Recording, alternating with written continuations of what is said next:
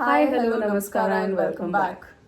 So, would you dare travel in a train alone ever again? No. Why? Well, did we watch Kill? So, yeah, today we're going to review the movie Kill. Kill.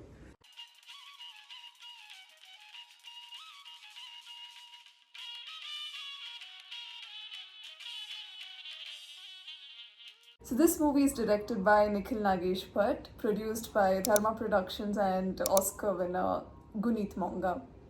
This movie is basically a train that gets robbed by these dacoits. Yeah. And the whole movie is about what happens in this train and how they are at the wrong place at the wrong time with the wrong set of people. Okay. Another heads up, this movie is not for the faint-hearted. Not at all. You'll not watch the film. This is like a hardcore action film. Yeah. It is a 1 hour 46-minute long movie. I would say 1 hour 45 minutes is just action. Latte. And the inspiration for this film was that the director Nikhil Nagesh Bhatt, he was born in Patna and I think he moved to Pune for his studies. So while he was having a train journey from Patna to Pune, the train that he was in kind of got robbed by dacoits. And so that inspired the story for this film. This was in mid-90s, so Yeah. it should be fine now, I hope. So do you want to discuss about the highs of the film?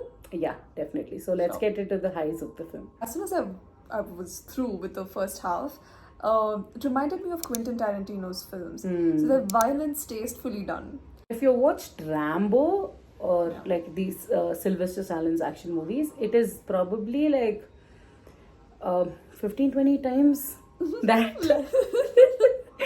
Every other scene is filled with amazing like edge of the seat thriller. Yeah. And well, it is amazingly prepped. It's absolutely precise. And apparently all of these action sequences were on paper. Yeah. So this is what I've seen with really successful directors, that all action sequences are on paper. So everyone gets this copy and they know what happens at what time. And well, the action scenes are choreographed by Seong Oh. Yeah. He's the action director for War and Tiger 3. Yeah. There were about apparently 46 killings in this movie, and each of the killings are unique in its own way. Each of the killings are unique in its own way, and they're I mean, I know this is a sadistic way of saying it, but it's a joy to watch. It is. You're waiting for the next goer. Exactly. Like, what more? Bring it on. Exactly. Like we mentioned, because the writing was so precise and there were so many more killings in the film, they almost use about 140 to 150 liters of fake blood. And they were so precise in the writing and choreography of the action sequences that there is one scene wherein he takes this fire extinguisher and he hits he tries to kill a person by hitting him on his head, okay, and he keeps doing it over and over and over again. Basically, that's head squash. Correct. Okay. So now when they have to show this scene on screen, they kind of have showed a pretty decent amount of his head and brain splattering all over the train floor. Okay. Yeah. For that, they were so precise on the right amount of fake flesh that's supposed to be used. Pop out, yeah, and apparently, like, because it was thinner, they wanted it to look a little bit thicker so that they could make it more realistic. Oh my God. And all of this job, the prosthetics and everything, is done by Zubi Johal. Great shout out, because none of the killings that we saw were not believable. Yes.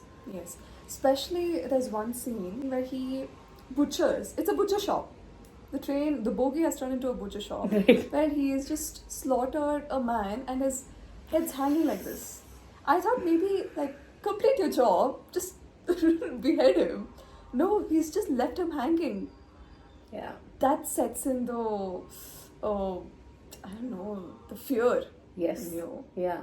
And for all of these shots, right, maybe the head scattering or the neck hanging. Yeah. Or there's even one scene that is shown in the trailer where he stabs a guy right in the eye, and where there's another scene in the trailer, I guess, or somewhere, wherein he hits the police officer right in the middle of the head. So when all of these happened, they apparently consulted a doctor as to how much of blood and from where it's supposed to actually start flowing. So they've done like a really gone great down to the job. anatomy Yes, of the human the body, detailing is insane. I think without that, it would have not been probably that believable that anybody can kill in such a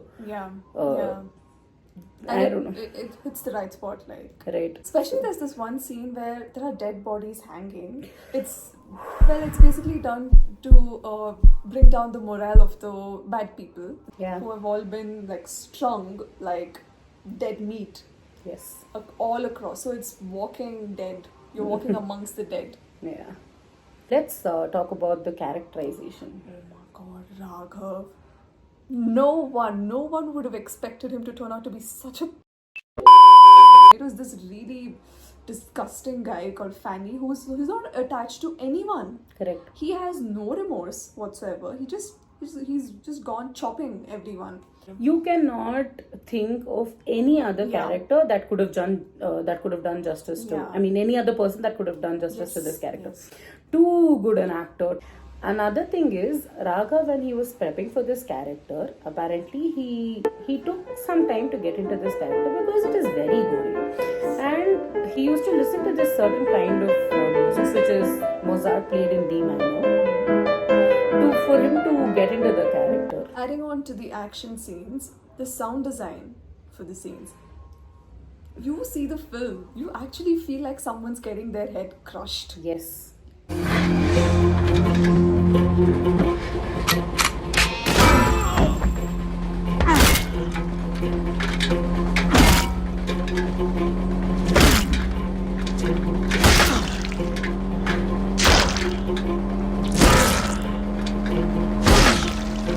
Without the sound, the movie is nothing. Nothing. Like how much ever precision is there in the writing, without the sound, it would have been utter flop. I mean, you name it, they have it. Slicing, squashing, burning, all of it. Yeah. Shout out to Subhash Saho for doing a great audio mixing and sound engineering. Getting into the lows of the film. The dialogues. Yeah. Not that great at all. I mean, Raghav's dialogues were extraordinary. Oh, yeah. And equivalently, the heroine's dialogue. So cringy. It was very, very cringy. I think that is the only low in the film. Yeah. Other than that, it was a great film, great watch. So, how would you rate this film? 8 on 10. You? 9. Oh. Easy 9. I love action films, and this is too raw. Yeah. So easy 9 out of 10. Was this film worth watching in the theaters, or would you have waited for OTT release? Theaters. Yeah. OTT release, I wouldn't have watched the film. Maybe I would have finished it in 40 minutes. I cannot sit through that gore, but I would definitely watch it in theaters. I would probably, if somebody else has not watched it, I'll go with them and watch it in theaters again. Once it comes on OTT, I'll watch it again. I really like the movie. I like this raw action sequences a lot. I really enjoy this genre. Yeah. So yeah. So, I mean, you've answered it already. It's rewatch worthy. You would watch it again? I would watch it again. I would definitely watch it again. I don't know if I'm giving a generic review. I don't know if people normally would want to watch this again because I like this kind of genre, and maybe few other people who like this might want to watch it again, definitely. But would you watch this again? No. Yeah. No. Like I said. There's no suspense. It's just killing. Yeah. I mean, I've seen it once. That's enough. Yeah. So that was our review of the film Kill. We hope you liked this video. Yeah.